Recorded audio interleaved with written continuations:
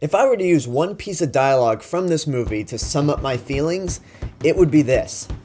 I wash my hands of this weirdness.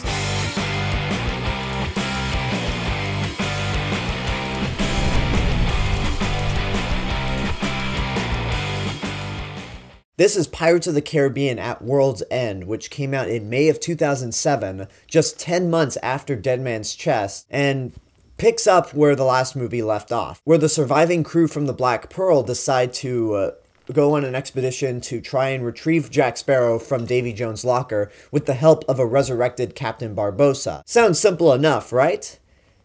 If only it had stopped there, because it turns out the reason they want to go get Jack Sparrow is not because the crew missed him. No, it's because this song has been sung that's summoning the Brethren Court, which contains the 9 pirate lords, and Jack is one of those pirates. And he holds a piece of 8, which is needed to free the sea goddess Calypso, because Lord Cutler Beckett has now obtained the heart of Davy Jones, is in command of the sea. The pirate lords need to unite to fight this common enemy, and there's a relationship between Calypso and Davy Jones was responsible for trapping Calypso in the first place, and I'm sorry, what am I talking about again?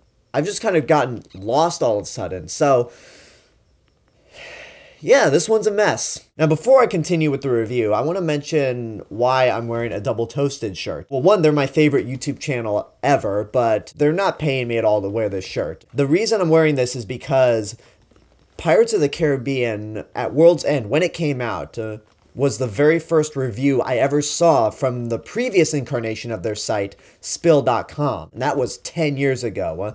So without this movie, I would have never discovered Corey Coleman, Martin Thomas, and everyone else who was in the Spill.com circle that soon spawned off to other sites like Rage Select, OneOfUs.net, and DoubleToasted.com. So I owe a lot to Pirates of the Caribbean at World's End, which is a damn shame that I have to now trash this movie. Let me say that more than Dead Man's Chest, this was a big event film for me personally. While Dead Man's Chest didn't end on a really big, jaw-dropping cliffhanger the way Empire Strikes Back ended, it ended in a way where we were excited about the possibility of a third Pirates of the Caribbean movie, and they only released one trailer for this movie. Just one, and that was enough to get everyone hyped to see it. And when it came out, I loved it. But this was a year before I started developing a critical taste in film, and I just didn't know any better. And back then I said it was visually amazing, I loved the humor, I loved the characters, it was just a great finale to the Pirates of the Caribbean trilogy.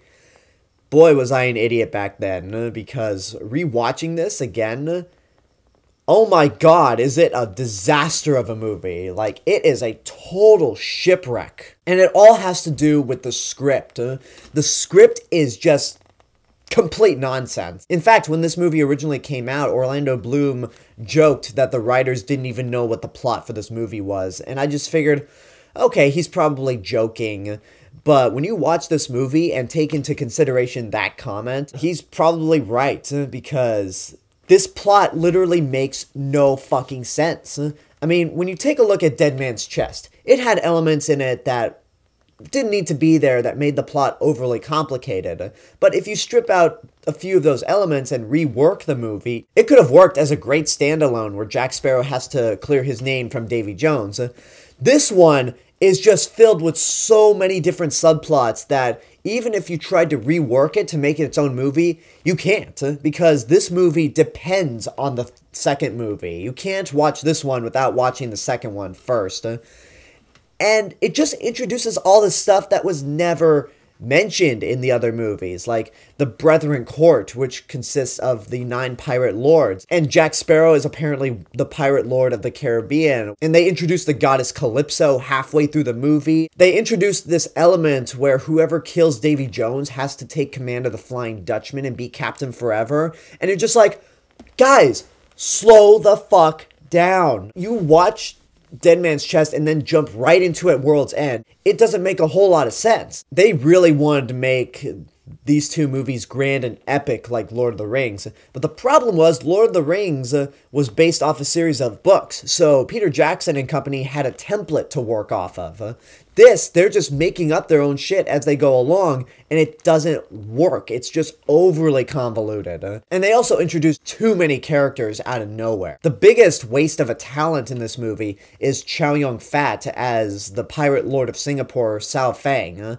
And they made a big deal about Chow Yun-Fat being in this movie. They even build him above Geoffrey Rush when you look at the credits of the 5 main actors. And not only is he barely in the movie and doesn't do a whole lot, but he dies at the halfway point. And you're just like, you have this great international actor from Crouching Tiger, Hidden Dragon, and Hard Boiled. You put him in Pirates of the Caribbean, you build him up to have this big role, and you do nothing with him?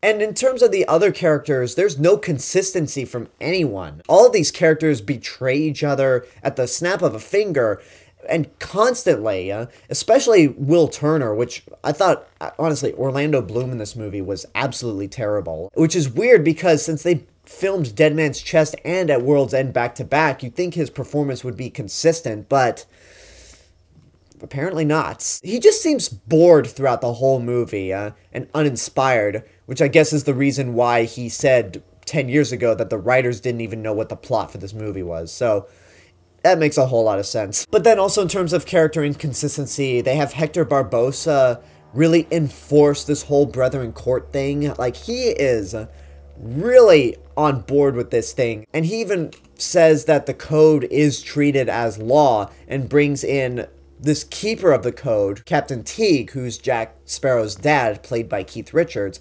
I'll get back to that a little later. But it doesn't make sense because in the first Pirates of the Caribbean movie, he was the first one to say the code is more of a guideline and not an actual rule. So now you're telling me in this movie, it's a law? It's almost like the writers didn't even watch the first movie that they wrote. Okay, try to chill out. Try to relax. So, it's a mess script-wise, but how are the characters themselves, outside of Chow Yun-Fat, who's wasted? Well, Jack Sparrow still is very entertaining. Johnny Depp does a great job. Again, he's probably the most consistent character in the movie, probably because Jack Sparrow's always kind of unpredictable. But he's still great. His dynamic with Geoffrey Rush's Hector Barbosa works as well, but it's not as good as it is in Curse of the Black Pearl because they're not on screen together as much as they were in the first movie, and they didn't have good material to work off of. Now, getting back to Keith Richards, they talk about another waste. The only reason they really have Keith Richards in this movie is for the publicity of saying, hey, we got the actual guy that Johnny Depp based Jack Sparrow off of. Because, for those who don't know, Johnny Depp based Jack Sparrow off of Keith Richards, who's one of the Rolling Stones. And the scene he's in, it's amusing. He does a good job, even though I don't think he's really acting. I think it's just Keith Richards being Keith Richards. But it's totally pointless and doesn't really amount to anything. But he's more entertaining and more useful in this movie than any of the other pirate lords that are brought in. Because they bring in these other 6 pirate lords, like one from France, one from China, one from India, to band together to fight Lord Cutler Beckett and the East India Trading Company. And during the whole climax of the movie, they do nothing. They all just sit in the background on their ship watching the big climax happen. And when the movie ends and they're all cheering like, yes, we defeated our enemy, you're like, y'all didn't do shit. What was the point of having you guys? Now, those are all the useless characters, but what about the villain? The last 2 Pirates of the Caribbean movies had great villains with Hector Barbosa and Davy Jones. So, who's gonna top that, or at least be at level with those 2? Not Lord Cutler Beckett, who is played by Tom Hollander. I barely mentioned this character in my review for Dead Man's Chest, but he's pretty much the Emperor Palpatine of these 2 Pirates of the Caribbean movies. He's just some generic, snooty, stereotypical British villain. And he's boring. I remember when I first saw these 2 movies as a teenager and really hating this character, but I thought to myself, why do I hate him? Davy Jones is a much more interesting character than he is. And watching it again as an adult, I realize The reason I hate him is because he's just a terrible villain. So boring and uninteresting. No personality or a sense of menace, because Hector Barbosa in the first movie chewed up the scenery and was enjoying every second he was on screen. Davy Jones had some really menacing moments, and Bill Nighy's performance was brilliant. And Bill Nighy's back again as Davy Jones, who still does a damn good job, the best he can with crappy material. Cutler Beckett is just so forgettable. Like, when people think of Pirates of the Caribbean villains, he's probably at the very bottom of the list. The tone is really inconsistent as well, because the whole movie tries to treat the plot as this really dark, depressing, end of days journey for everyone who's a pirate. And it's so dark, it's so depressing that the opening of the movie has a little kid about to be hung because he's convicted of piracy. And I remember when I saw this in the theater, I saw it with a bunch of friends. One of my friends, as soon as the kid was hung, said, "Well, fuck this movie, I'm out, I'll see you guys in the lobby when it's all done." And to be honest, anyone who says that I can't watch this movie past the little kid getting hung, I don't blame you, because that's really not the kind of movie you want to see. Especially when you consider that the other half of the movie is really goofy, really silly, and really, really weird. It has elements in this movie that are so weird that you're laughing at them because of how bizarre they are, but you also probably don't want to watch those scenes while high. I'm going to start moving into more of the positives, because this movie's bad, but I don't think it's god-awful or unwatchable like everyone says it is. It's a difficult watch, but it's not like claw your eyes out unbearable to watch like the Transformers movies. Because as much as I'm criticizing the inconsistent tone, how it's dark one scene and then it's goofy in the next, whoever was in charge of Punch Up and doing all the funny bits did a pretty good job, at least the best they could with the material that was given, because I did laugh many points throughout this movie. One of the best lines in the movie was when Jack Sparrow's talking to Mr. Gibbs at how unoriginal pirates are at naming things. Like, they named their big hideout Shipwreck Cove, and Jack Sparrow's talking about a guy who, like, was missing an arm and a leg. I forget the whole details. Gibbs asks him what he called the man, and Jack just says, Larry. That got a laugh out of me, and it got a laugh out of the theater. So the punch-up works, but it's really bizarre with the tone that's set. It's hard to fully enjoy it because of the dark elements in it. Now, the one thing that I think this movie does better than the others is in the cinematography. Out of all the Pirates of the Caribbean movies, this one has some of the most beautiful shots of the entire franchise. Like the scene where the crew on their way to Davy Jones' locker is going through the South Pole, I believe. There's just some beautiful imagery there. And when they reach the ends of the earth, the opening shot to that scene is beautiful. There's just some gorgeous cinematography in this movie. Even if it's CG, they still make it look amazing. And the climax of the movie is a ton of fun to watch. It's so visually spectacular, and it has so many elements going for it that you're just having fun. It's like, yeah, the earlier parts of the movie might suck, but I'm enjoying this and loving it. The problem with that, though, is that you have to wait 2.5 hours to get to that point, because this is an almost 3-hour-long movie, and I would not be surprised, in fact, I don't blame the people who don't even get to the final battle because they're like, I've given up on this movie.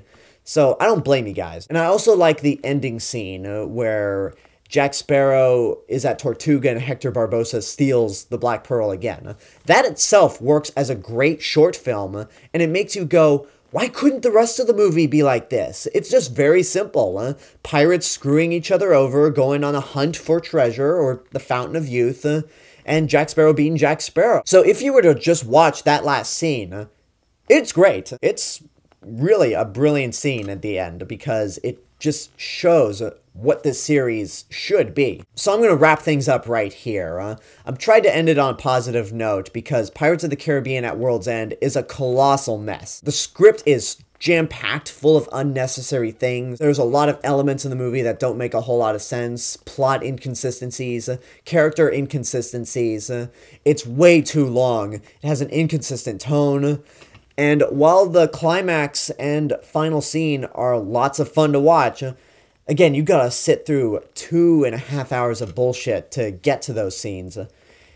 It's a bad movie. It's a bad movie, plain and simple. But I don't hate it. Again, it has good things to it, like the music. Once again, the music by Hans Zimmer is amazing. So, I would say watch at your own risk, but there's no way you should watch this movie from beginning to end. Only watch select scenes, so I'm just going to say don't waste your money on this movie. It's bad, but it's not the terrible, god-awful, eye-clawing movie that everyone paints it to be. It's not that bad. And that's my review for Pirates of the Caribbean at World's End. Next week, we're going to be taking a look at the fourth movie, Pirates of the Caribbean on Stranger Tides, which I have to admit I have not seen since it came out in 2011. So this will be fun. This will be like discovering this for the first time. So until then, I hope you enjoyed this review. Leave a comment down below and tell me what your thoughts are on the movie, if and when you've seen it. And as always, this is the real Mr. Robinson telling you there's only one.